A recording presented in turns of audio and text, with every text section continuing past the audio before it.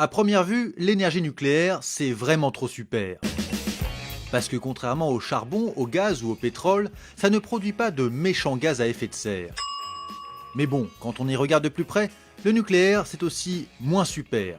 Parce que d'une part, il faut stocker les déchets radioactifs des centrales, or ces déchets mettent jusqu'à 2 millions d'années à cesser d'être radioactifs, et puis surtout, il y a eu Tchernobyl et Fukushima. Avec ces deux catastrophes, les gens ont commencé à se rendre compte que l'énergie nucléaire pouvait être dangereuse. Du coup, les pouvoirs publics envisagent de plus en plus de lever le pied sur l'atome. Mais le problème, c'est qu'en France, les 3/4 de l'électricité qui éclaire nos villes et fait griller nos tartines proviennent des centrales atomiques. D'où la question, si on arrête tout, qu'est-ce qui se passe? Déjà, beaucoup de gens vont se dire « ouais, ça va coûter super cher ». Et d'après la Cour des comptes, c'est vrai, ça va coûter super cher. Entre le démantèlement des centrales et la gestion des déchets radioactifs existants, on estime que l'arrêt du nucléaire en France coûterait 87 milliards d'euros et peut-être même beaucoup plus. Mais là où les gens qui disent ça va coûter super cher n'ont pas complètement raison, c'est que toujours d'après la Cour des comptes, il y a quelque chose qui pourrait coûter encore plus cher que de sortir du nucléaire, c'est d'y rester. Car en France, beaucoup de centrales actuelles sont vieilles. Et pour les mettre aux normes, on estime qu'il faudrait dépenser 100 milliards d'euros d'ici 2030. Et tant qu'on parle d'argent, on peut aussi mentionner que, selon les estimations, un accident nucléaire de type Tchernobyl en France provoquerait 450 milliards d'euros de dégâts. Et puis, il y a les gens qui disent « ouais, mais si on abandonne le nucléaire, ça va augmenter les gaz à effet de serre ». Et on a envie de leur répondre « bah non, on n'a qu'à remplacer les centrales nucléaires par des énergies renouvelables, genre des éoliennes ». Mais on aurait tort de leur répondre ça, parce que pour l'instant, en France, avoir que du renouvelable, c'est pas possible.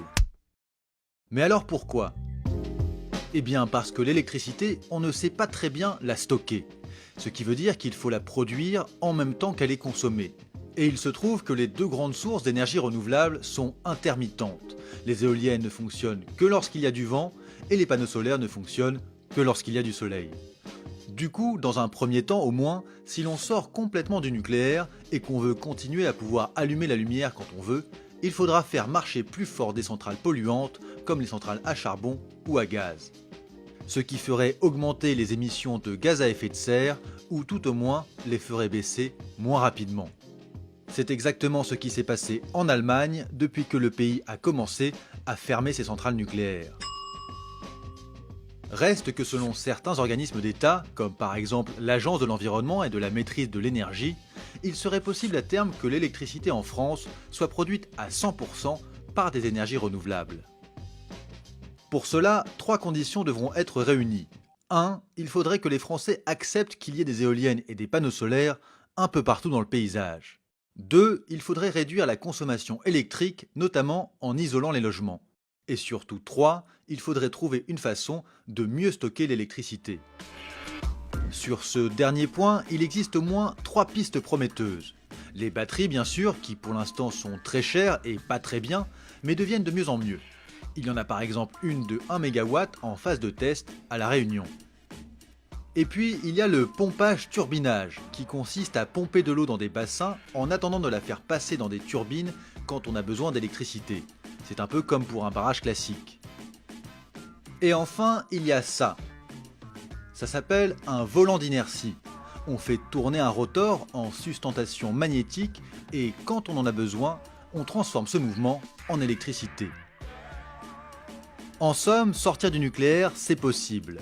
Ce ne serait probablement pas plus cher que d'y rester, mais dans un premier temps, au moins, ça polluerait un peu plus l'atmosphère.